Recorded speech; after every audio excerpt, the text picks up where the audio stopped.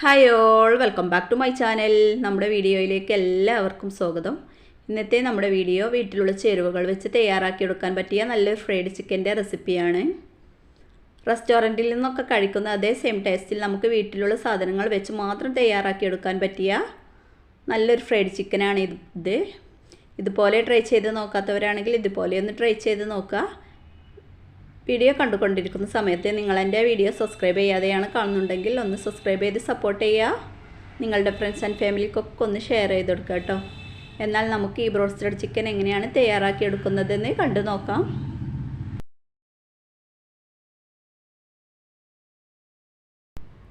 ആദ്യം ഇതിലേക്ക് കുറച്ച് ബട്ടർ മിൽക്ക് തയ്യാറാക്കിയെടുക്കണം. അതിന് വേണ്ടി ഒരു ബൗളിലേക്ക് 1 കപ്പ് പാലൊഴിച്ച് കൊടുത്തു.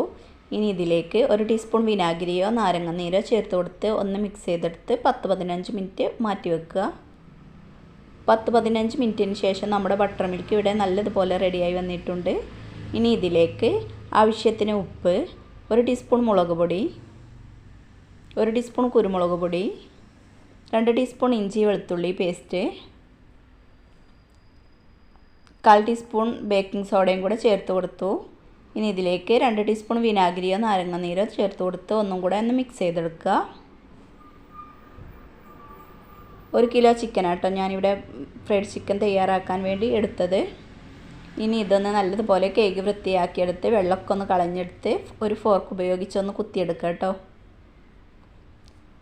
ചിക്കനെല്ലാം ഞാനിവിടെ നല്ലതുപോലെ കുത്തിയെടുത്തിട്ടുണ്ട്. ഇനി നേരത്തെ തയ്യാറാക്കിയെടുത്ത ബാറ്ററിലേക്ക് നമ്മുടെ ചിക്കനെല്ലാം ഇട്ട് കൊടുത്ത് നല്ലതുപോലെ ഒന്ന് മിക്സ് ചെയ്തെടുക്കുക. എന്നിട്ടൊരു 4-5 മണിക്കൂർ മാറ്റി വെക്കുക കേട്ടോ ഫ്രിഡ്ജിലേക്ക്.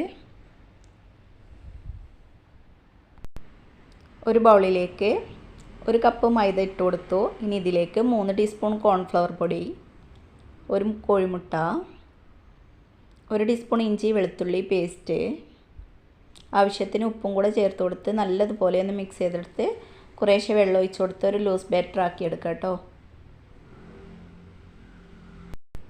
ഒരു പാത്രത്തിലേക്ക് 1 കപ്പ് മൈദ ഇട്ട് കൊടുത്തു. ഇനി ഇതിലേക്ക് ആവശ്യത്തിന് ഉപ്പ്, 1/2 ടീസ്പൂൺ കുരുമുളക് പൊടി, 1 ടീസ്പൂൺ മുളക് പൊടി, 1/2 ടീസ്പൂൺ ഗരം മസാല എന്നിവ ചേർത്ത് കൊടുത്ത് നല്ലതുപോലെ ഒന്ന് മിക്സ് ചെയ്തെടുക്കുക. 4-5 മണിക്കൂറിന് ശേഷം നമ്മുടെ റെസ്റ്റ് ചെയ്യാൻ വേണ്ടി മാറ്റിവെച്ച ചിക്കൻ എടുത്ത് നല്ലതുപോലെ ഒന്ന് മിക്സ് ചെയ്തെടുക്കുക.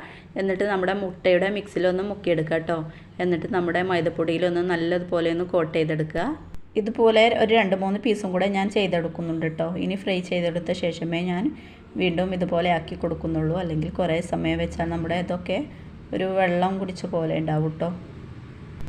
ചിക്കനെല്ലാം പൊടിയിൽ നല്ലതുപോലെ കോട്ട് ചെയ്തെടുത്ത ശേഷം ചിക്കനെല്ലാം ഞാൻ ഇതുപോലെ ഒന്ന് തട്ടി കൊടുക്കുന്നുണ്ട്. നമ്മുടെ കടയിൽ നിന്നൊക്കെ വാങ്ങുന്ന അതേപോലെ കിട്ടാനും വേണ്ടിയിട്ടോ ഞാനിങ്ങനെ ചെയ്തെടുത്ത്. ഇനി ചിക്കനെല്ലാം ഒന്ന് ഫ്രൈ ചെയ്തെടുക്കണം. അതിന് വേണ്ടി ചൂടായ എണ്ണയിലേക്ക് ചിക്കനെല്ലാം ഇട്ട് കൊടുത്തു.